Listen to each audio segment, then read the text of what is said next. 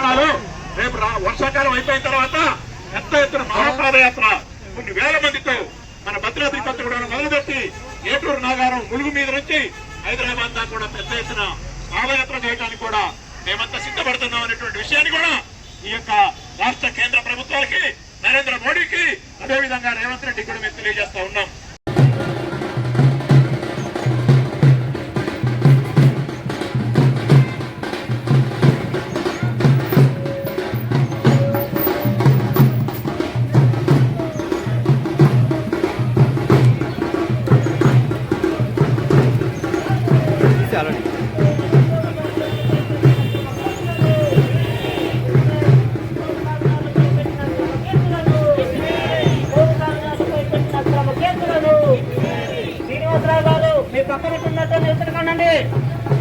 వదలకనండి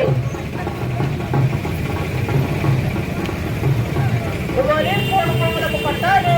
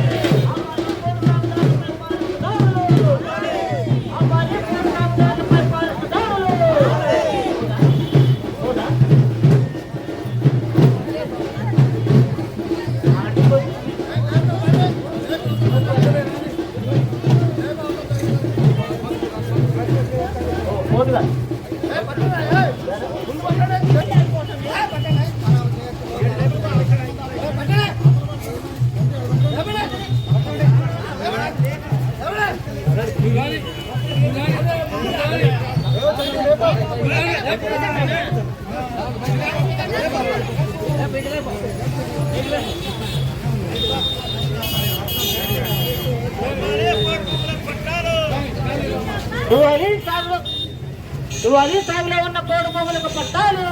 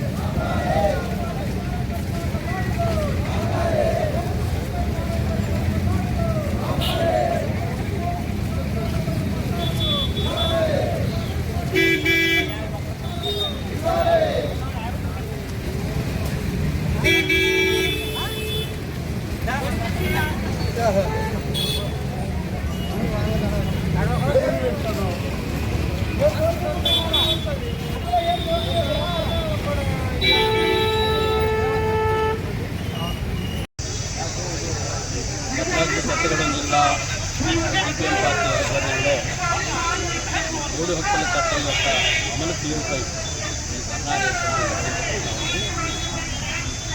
ముఖ్యంగా మన జిల్లాలో 3 పట్టాలు అనేటువంటి ఇచ్చినటువంటి వాళ్ళకి ఈ పట్టాలు చెల్లదని చెప్పేసి ఫారెస్ట్ డిపార్ట్మెంట్ వాళ్ళు మొక్కలు నాటుతాం, మీరు సాగు చేయొద్దని అలానే మరికొన్ని చోట్ల సర్వేలు చేశారు కానీ పట్టాలు మధ్యలో ఆగిపోయింది. మరికొన్ని చోట్ల సర్వేలే చేయలేదు. ముఖ్యంగా ఫారెస్ట్ వాళ్ళు ఇలాంటి సంబంధాలు కలిపి అడవిలోకి రావద్దు, పొలాలకు రావద్దు అని ఇబ్బంది. కొన్ని చోట్ల కేసులు పెట్టారు, కొన్ని చోట్ల ఆడవాళ్ళ మీద శాసనాలు జరుగుతూ ఉన్నాయి. ఈ దుర్మార్గాన్ని ప్రశ్నిస్తున్నటువంటి గిరిజనుల మీద కేసులు పెట్టడం.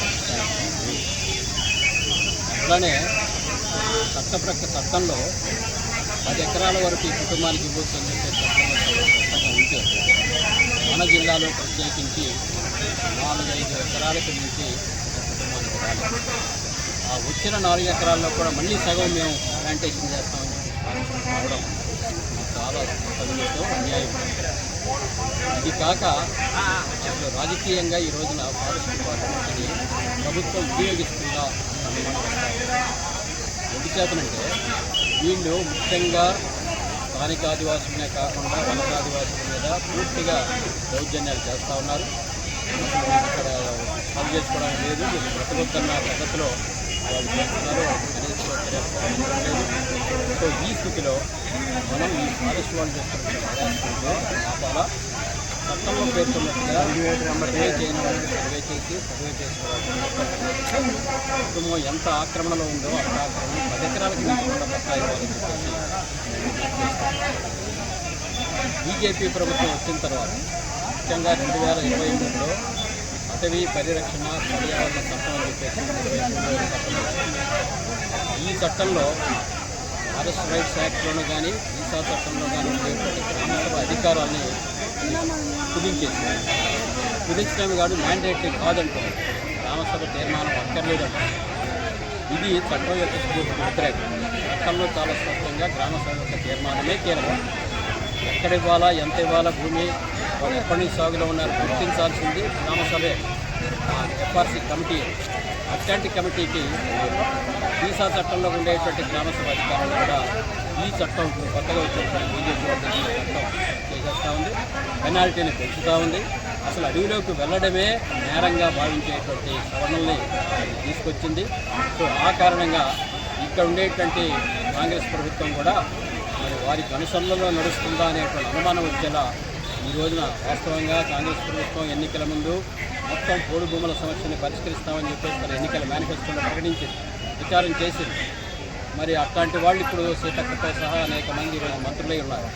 వారు కనీసం 2 ఏళ్ళు అయిపోయినా ఇప్పటికి కూడా వాళ్ళ వాగ్దానాన్ని వాళ్ళు నెరవేర్చేటట్టు చూడలేదు. వాళ్ళు 4.5 లక్షలు ఇచ్చామని క్లెయిమ్ చేస్తామన్నారు బీఆర్ఎస్ వాళ్ళు. కానీ కనీసం వీళ్ళు 4 ఎకరాలు కూడా ఇవ్వలేనటువంటి పరిస్థితి ఎందుకు కొనసాగుతుంది?